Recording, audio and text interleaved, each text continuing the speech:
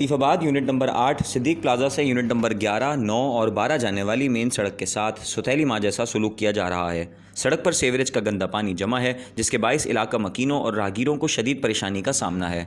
मज़कूरा main शाहराह पर लतीफाबाद के नामवर तालीमी मराकज़ और शादी हॉल भी मौजूद हैं, मगर इंतज़ामिया की नाअहली के बायस तलबा व तालिबात और शादी हॉल्स में आने वाले शहरियों का जीना दूभर होकर रह गया है। मज़ीद ये कि सड़क पर गंदगी और गिलाज़त के ढेर जमा हैं, जिसके बायस इलाके में ख़तरनाक बीमारियाँ फैलने का भी खदशा है। वाज़ा रहे कि सड़क से हैवी ट्रैफिक की आमदोरफ्त का सिलसिला भी जारी रहता है, मगर इंतज़ामिया की सितम ज़रीफ़ी, सड़क पर मौजूद गड्ढे, गंदगी और गिलाज़त के ढेर ट्रैफिक की रवानी को मुतासर कर रहे हैं।